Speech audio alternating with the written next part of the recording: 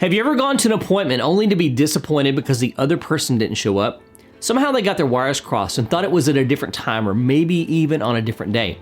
But what if you said, let's meet on Tuesday, and when Tuesday arrived, they never showed up for the appointment, and when you called to check on them, they said they were looking forward to seeing you in a few days. For some reason, they were adamant that Tuesday wasn't for another few days.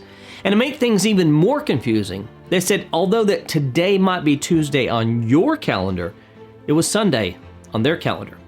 How confusing would that be? But in many ways, that's how we, as followers of Yeshua, live our lives in relationship to God. Not sure what I'm talking about? Then let's take a look at the scriptures together in this week's 5-Minute Torah.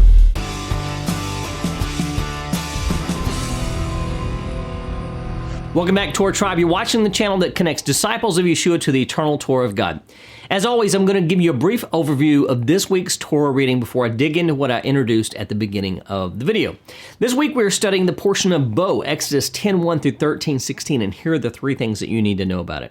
Number 1, final plagues, the ultimate blow. This week's Torah portion begins with the last 3 of the 10 plagues God inflicted against Egypt: locust, darkness, and death of the firstborn.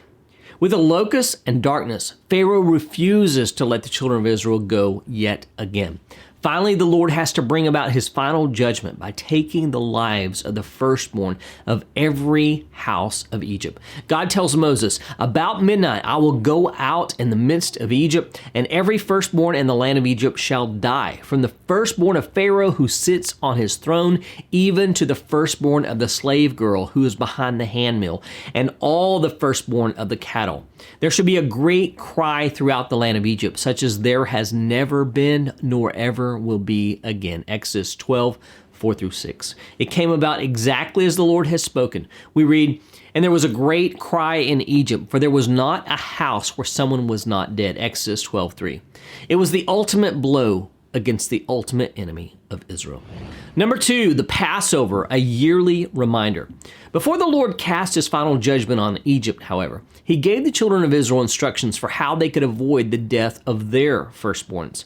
They were to take a lamb, and after slaughtering it, use its blood to mark the doorposts of their homes in order to avoid the Lord's judgment. God said, "For I will pass through the land of Egypt that night, and I will strike all the firstborn in the land of Egypt, both man and beast. And on all the gods of Egypt I will execute judgments. I am the Lord.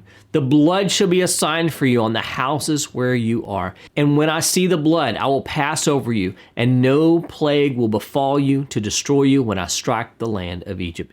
Exodus 12:12 through 13. God spared the lives of all the firstborn of Israel, and that night marked the very first Passover. This night would forever be memorialized in a yearly celebration at the onset of the 15th day of the Hebrew month of Nisan with the Passover Seder according to the Lord's instructions. And number 3, the Exodus, leaving Egypt in haste. Once the final blow was struck against Egypt and Pharaoh finally relented to release the children of Israel, we read, the Egyptians were urgent with the people to send them out of the land in haste. Exodus 12:33. A great multitude went up from Egypt that night, about 600,000 men on foot, besides women and children. Exodus 12:37. They left in haste, not even allowing their dough to rise before the journey.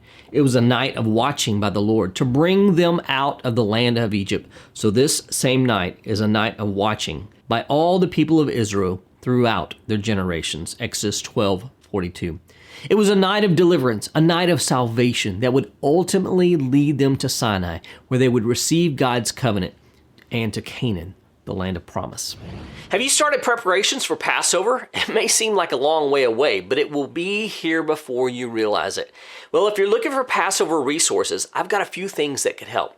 First, I've got a bundle of helpful tips and articles you can download for free to help you with your Passover preparations. You can get all of these great resources absolutely free by simply signing up for my mailing list using the link in the description box below. Just fill in your info, hit subscribe, and you'll be given a link to download my Passover resource kit. No spam, no double mailings, just enjoy the resources included in this bundle.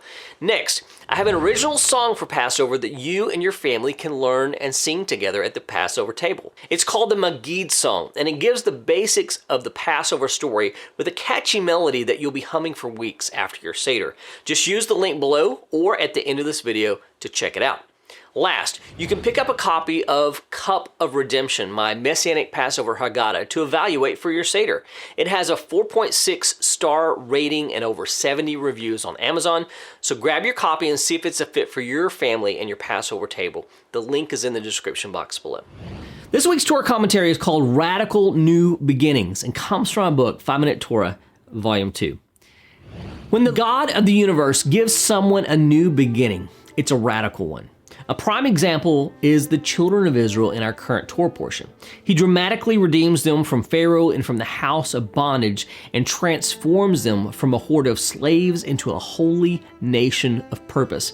And to seal this transformation, he gave the people he redeemed a new calendar to organize their lives by.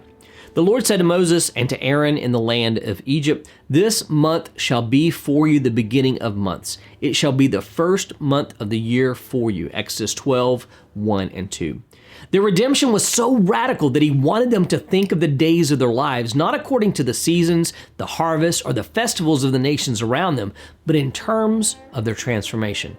Unlike our secular calendar, every day on this new calendar would point them to a juncture in time where they would re-encounter their Redeemer. The children of Israel were redeemed in the Hebrew month of Nisan, also called Aviv. See Exodus 13:4.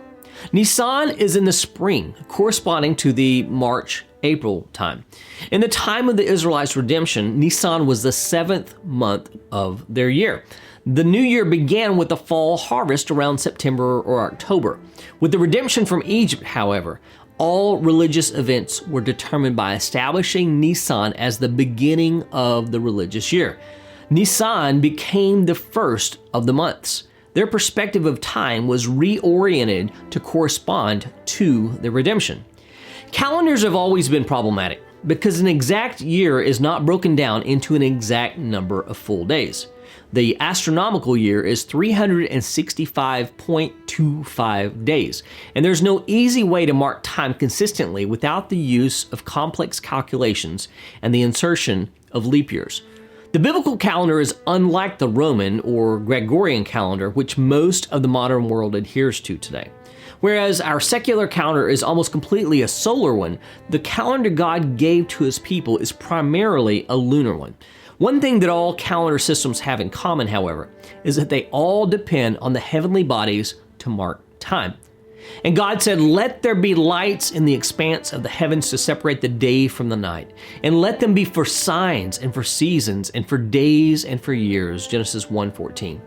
In this passage, most translations tell us that the luminaries were created to mark seasons, days, and years. However, the word for seasons in this passage is the Hebrew word moadim. It literally means appointed times. It is the same word used throughout the Hebrew scriptures for festivals or feasts. The Lord spoke to Moses saying, "Speak to the people of Israel and say to them, these are the appointed feasts, moadim, of the Lord that you shall proclaim as holy convocations. They are my appointed feasts, moadim."